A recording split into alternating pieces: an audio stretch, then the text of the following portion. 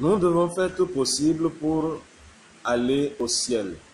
C'est le ciel qui nous intéresse, c'est le ciel. Notre objectif final, c'est le ciel. Si il y a un chrétien qui va à l'église et qui n'a pas pour objectif d'aller au ciel, il perd tout, il perd son âme. Nous devons chercher le ciel. Jésus-Christ a dit dans Matthieu 6,33, cherchez premièrement le royaume des cieux et sa justice. Et toutes les choses les autres choses nous seront données par-dessus. Mon frère, ma soeur, le ciel est très important. Et c'est d'ailleurs, c'est ce que Jésus-Christ nous donne comme promesse. Il nous fait promesse du ciel, pas promesse de l'argent, promesse des biens de ce monde, du matériel, non, mais il nous promet la vie éternelle. C'est ça d'abord la chose que nous devons chercher. C'est ça qui doit nous préoccuper en toutes choses. C'est ça qui doit nous préoccuper en toutes choses, mon frère, ma soeur.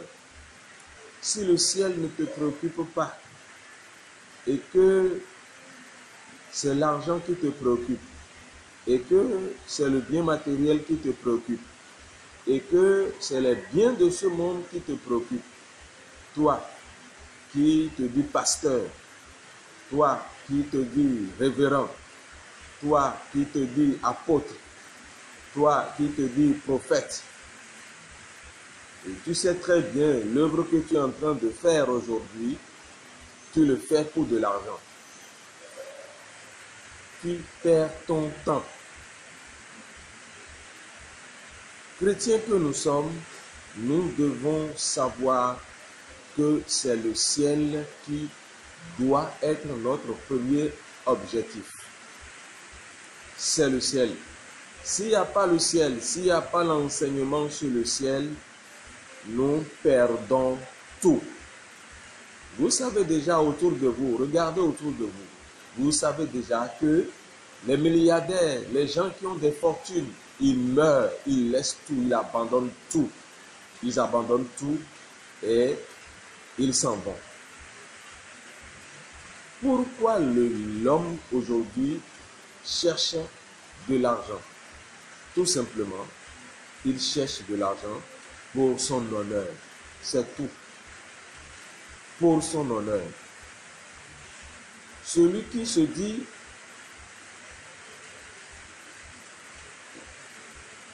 homme, qui est dans ce monde, homme, qui a autre pensée que de chercher de l'argent, qui ne vise pas du tout le ciel, qui ne connaît pas Dieu, il perd son âme. Il perd son âme. C'est le ciel qui nous intéresse. C'est le ciel notre premier objectif. Il faut le chercher. Pas dans les prophéties, non. Pas dans le bien matériel, non. Il faut le chercher en se posant des questions, en se disant, est-ce que je suis sur la voie de Dieu? Est-ce que je suis Dieu? Est-ce que j'adore Dieu?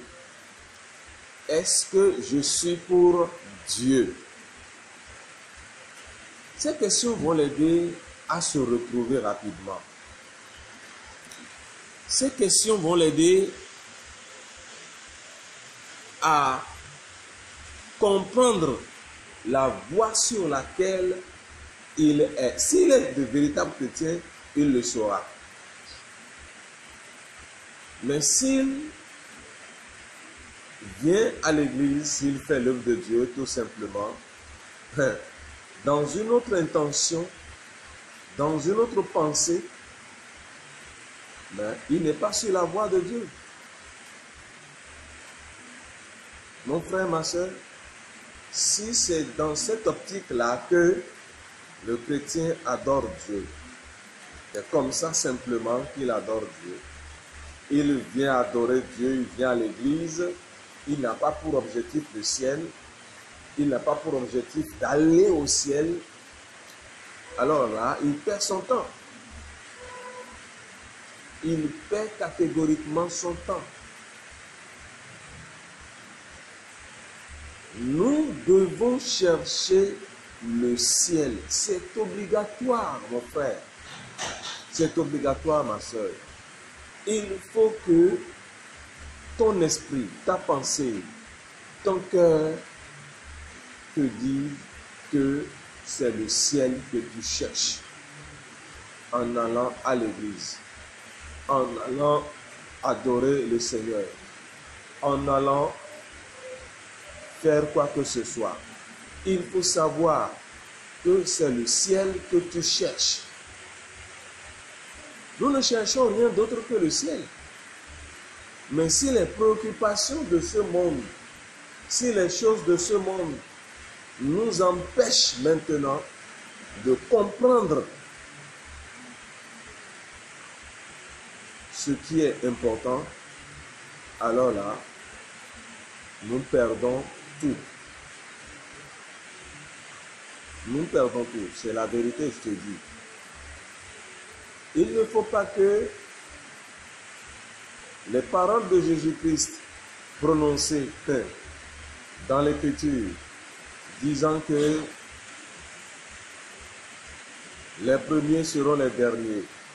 Cette parole, cette seule phrase-là, les premiers seront les derniers. Cette seule phrase-là, que cette phrase s'accomplisse sur nous. Il ne faut même pas que cette phrase s'accomplisse, que cette phrase ait un effet dans notre vie. Les premiers seront les derniers. Non, non, non. Je ne serai pas premier aujourd'hui et demain je serai dernier. Je dois chercher à être toujours le premier. Je dois chercher à être toujours le premier dans l'adoration de Dieu. Dans mon adoration de Dieu, je dois chercher à occuper toujours le premier rang. Je dois être zélé. Je dois continuer à faire ce que je fais pour le Seigneur, mais pas dans une autre pensée, dans une autre intention. Je dois chercher et chercher le ciel, l'objectif principal. Et c'est notre but principal. Chers auditeurs, nous devons aller au ciel. Nous devons aller au ciel. Comprenez que aujourd'hui, ce que nous voyons, le ciel ne préoccupe pas les chrétiens de notre temps. Le ciel ne préoccupe pas beaucoup de chrétiens aujourd'hui. Le ciel ne dit rien aux chrétiens d'aujourd'hui. Le ciel ne dit rien aux pasteurs d'aujourd'hui. Le ciel ne dit rien. La plupart des pasteurs, des serviteurs de Dieu, le ciel ne les intéresse pas. Le ciel ne leur dit rien. À voir leur comportement, à voir leur façon de parler, à voir leur façon d'agir, à voir leur façon de servir le Seigneur, le ciel ne les préoccupe pas.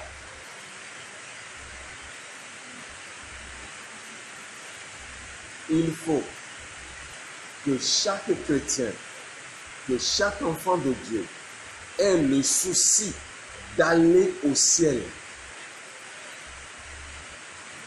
Que ce soit le premier but l'objectif principal de tout le monde. N'allez pas seulement à l'église. N'allez pas prier simplement. N'allez pas chercher les miracles simplement. D'abord, les miracles ne peuvent pas vous amener au ciel. Les miracles ne peuvent pas amener quelqu'un au ciel.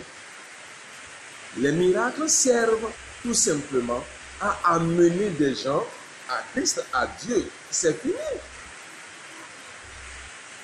Le travail principal qu'il reste, c'est d'écouter la parole de Dieu, les enseignements, les appliquer maintenant à sa vie, à sa personne.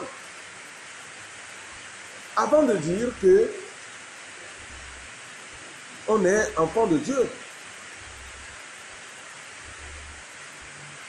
Ce n'est pas le fait d'avoir d'avoir un miracle de Dieu dans sa vie, d'avoir tout simplement la main de Dieu dans sa vie. Dieu t'a guéri, Dieu t'a élevé dans ton service, Dieu t'a béni, tu as de l'argent, Dieu t'a guéri, tu as la guérison corporelle. Le tout ne suffit pas de se donner ses idées, de croire que c'est fini, ça s'arrête là, Dieu t'aime, tu vas au ciel déjà. Non, ce n'est pas ça. Ce n'est pas du tout ça. Ce n'est pas du tout ça. À voir ce que Dieu a dit à Jérémie. À voir ce que Dieu a dit à Jérémie. Si tu te rattaches à moi, si tu reviens à moi, et si tu sépares ce qui est précieux de ce qui est vil, tu seras ma bouche, c'est-à-dire tu seras comme moi. Tu seras moi-même. Jérémie adorait Dieu. N'oubliez pas cela. Jérémie servait Dieu. Mais Jérémie a des problèmes. Et ces problèmes l'ont poussé maintenant à se poser des questions. Vous comprenez? Les miracles que nous recevons de la part de Dieu ne peuvent pas nous aider à aller au ciel, hein, mon frère. Si nous avons des problèmes, nous avons des difficultés, il faut que nous nous posons des questions de savoir ce qui ne va pas. Aujourd'hui, les chrétiens se cramponnent à des miracles, à la prière simplement, à l'écoute de la parole de Dieu. D'autres vont à l'église pour dormir. D'autres vont à l'église pour faire des va-et-vient. D'autres sont là tout simplement parce qu'il leur plaît d'aller à l'église. Il y en a beaucoup qui sont comme ça aujourd'hui. Hein? Aller à l'église, ce n'est pas quelque chose qui doit me plaire simplement. Aller à l'église, prier, c'est bon. Mais dans mon corps intérieur, est-ce que je suis cet adorateur que Dieu cherche? Dans Jean chapitre 4, verset 23 à 24, est-ce que je suis cet adorateur que Dieu recherche? Lisons ce passage. Jean chapitre 4, Jean chapitre 4, le verset 23 à 24, lisons le chapitre, lisons le passage là. Le passage là dit, bien sûr, il dit, mais l'heure vient et elle est déjà venue où les vrais adorateurs adoreront le Père en esprit et en vérité. Car ce sont là les adorateurs que le Père demande en esprit et en vérité. Bon, écoute maintenant, qu'est-ce que ça veut dire? Quand je vais à l'église, quand je vais tout simplement écouter la parole de Dieu, quand je vais simplement prier, chanter, et c'est pour cela que je vais à l'église, je ne suis pas encore adorateur de Dieu. Quand je me lève le dimanche, simplement je vais à l'église, et je viens à l'église en retard encore, mais je ne suis pas encore adorateur de Dieu. Quand je viens à l'église, je ne suis pas en bon terme avec celui qui est à côté de moi, avec mon voisin, mais je ne suis pas adorateur de Dieu. Il faut qu'on se dise clairement la vérité. Alléluia. Il faut qu'on se dise la vérité. Clairement.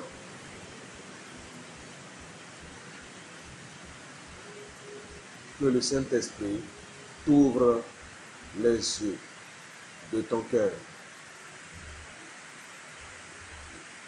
Beaucoup vont à l'église juste parce que c'est dimanche, juste parce que c'est bon, je dois aller me présenter, je dois permettre à mes frères, à mes soeurs de me voir présent à l'église. Beaucoup sont comme ça. Je ne suis pas encore cet adorateur que le Père demande. On dit, la Bible dit, car ce sont là les adorateurs que le Père demande. Les adorateurs adorent le Père en esprit. Les adorateurs adorent le Père en vérité. Alors, en esprit, est-ce que ton esprit d'abord est concentré sur Dieu? Est-ce qu'il y a un lien tissé entre Dieu et toi-même? Est-ce que ton esprit est en relation avec Dieu? Est-ce que ton cœur est en relation avec Dieu? En vérité, est-ce que tu appliques ce que la parole de Dieu te demande sincèrement? En esprit, est-ce que tu t'es rattaché à Dieu? En esprit, est-ce que tu adores véritablement le Seigneur? En esprit, est-ce que tu es un avec le Seigneur? En esprit, est-ce que tu fais la volonté de Dieu? En esprit, est-ce que tu suis ce que l'Esprit de Dieu demande? Et maintenant, on dit en vérité, les adorateurs de Dieu doivent l'adorer en vérité. En vérité, là, est-ce que tu appliques, tu es sincère et tu appliques ce que la Bible demande? Tu vis une vie vraie.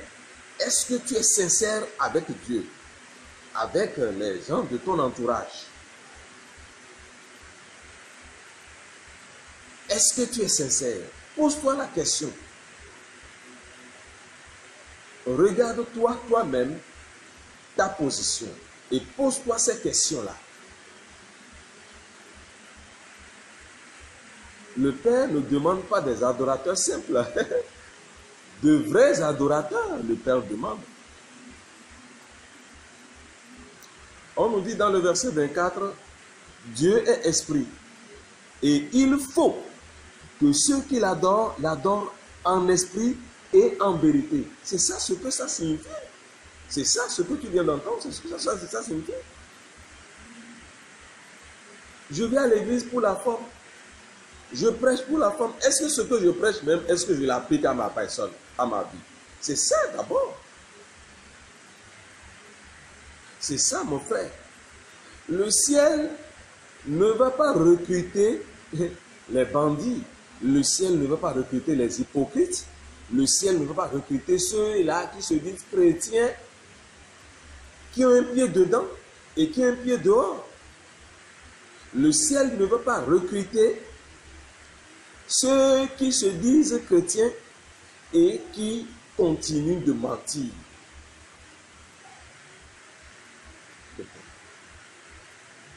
Aujourd'hui, il y a beaucoup de chrétiens qui sont comme ça. Beaucoup, beaucoup. Il y a beaucoup. Ils ne veulent pas écouter intégralement ce que la Bible dit. Ils ne veulent pas appliquer ce que la Bible demande. Ils ne veulent pas chercher l'obéissance. Ils ne veulent pas suivre la volonté de Dieu. Ils préfèrent vivre au dépend d'eux-mêmes et dire qu'ils sont en train d'adorer Dieu. Mais est-ce qu'on peut adorer Dieu comme cela?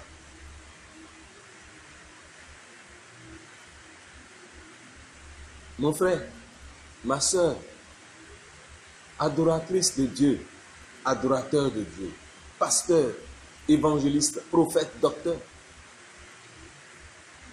vous adorez Dieu aujourd'hui? Quand vous cherchez les femmes d'autrui, quand vous couchez avec les femmes d'autrui, vous vous mariez et vous divorcez, vous vous remariez encore et vous divorcez. Est-ce que vous êtes des adorateurs de Dieu? Vous allez au ciel comme ça? Vous qui êtes dans la magie, vous qui pratiquez la magie, vous qui avez les bagues préparées au doigt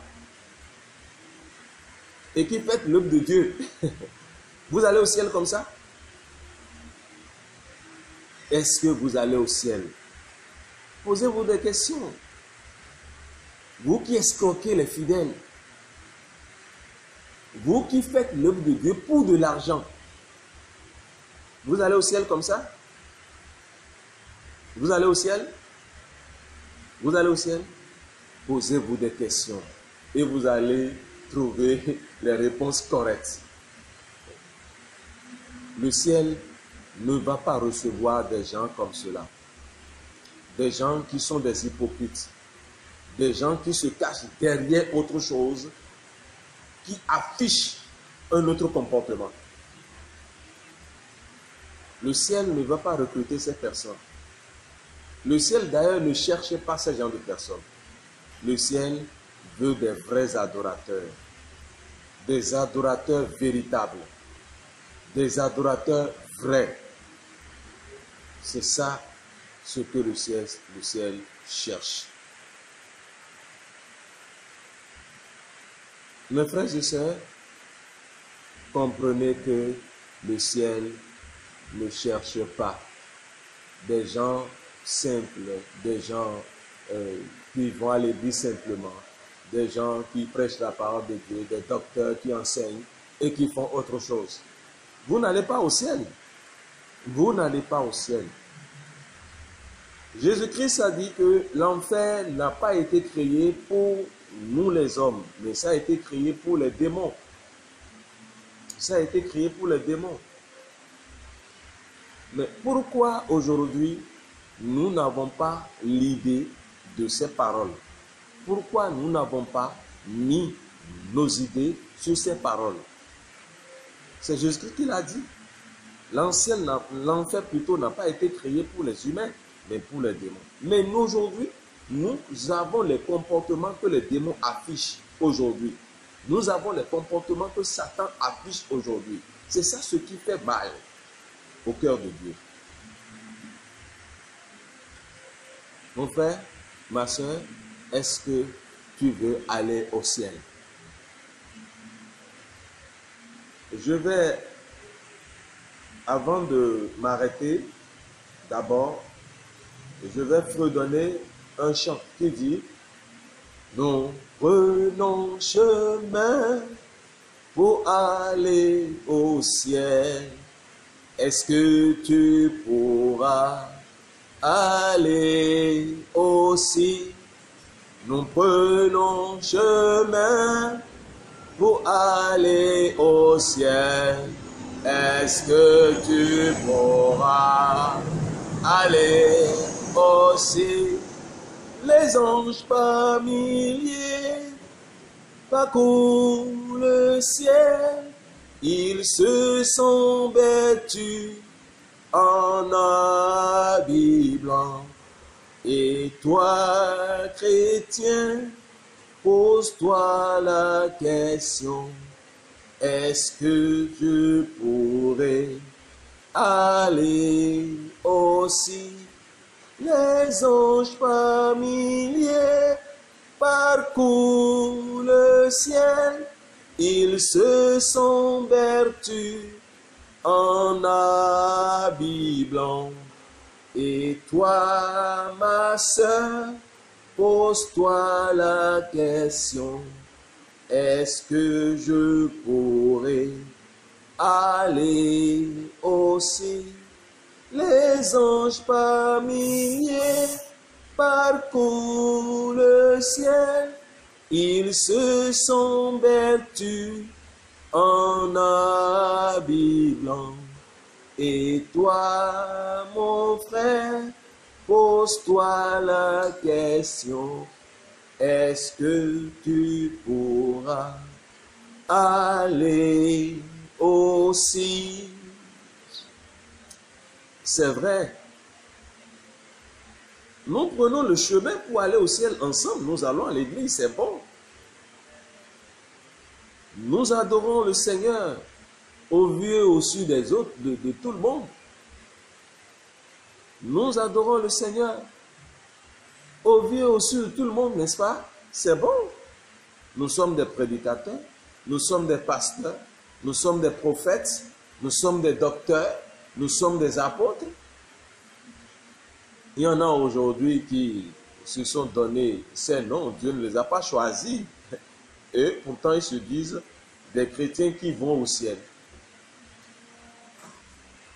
Et ça ne dit rien à leur conscience. Ils veulent aller toujours au ciel. Le ciel, le ciel, le ciel. Est-ce que véritablement le ciel te préoccupe? Toi qui m'écoutes. Ma soeur, mon frère, est-ce que le ciel te préoccupe aujourd'hui, en ces temps-ci, en ces derniers temps? Est-ce que le ciel te préoccupe?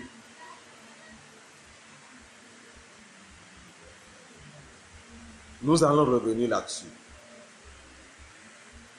Dans le nom puissant de Jésus-Christ de Nazareth. Prions. Seigneur des seigneurs, roi de la terre et des cieux, nous vous disons merci pour cet instant. Nous vous disons merci parce que vous nous aimez beaucoup. C'est pour cela que vous nous avez donné cette parole. Nous vous disons merci. Nous vous disons merci parce que vous nous ouvrez les yeux. Nous vous disons merci parce que vous avez enseigné à notre esprit la vérité. Nous vous disons merci parce que vous voulez nous voir au ciel dans votre maison, dans votre demeure. Vous n'avez pas créé l'enfer pour nous, mais vous avez créé le ciel. Ce pays, ce beau pays, ce pays construit en or. Vous voulez que nous retrouvons là-bas. C'est votre volonté, c'est votre désir. Nous vous demandons de nous aider toujours, de nous accorder la vraie vision du ciel, l'objectif du ciel, dans le nom puissant de Jésus-Christ de Nazareth. Seigneur, que votre nom soit béni. Nous vous disons merci, merci et merci. Amen.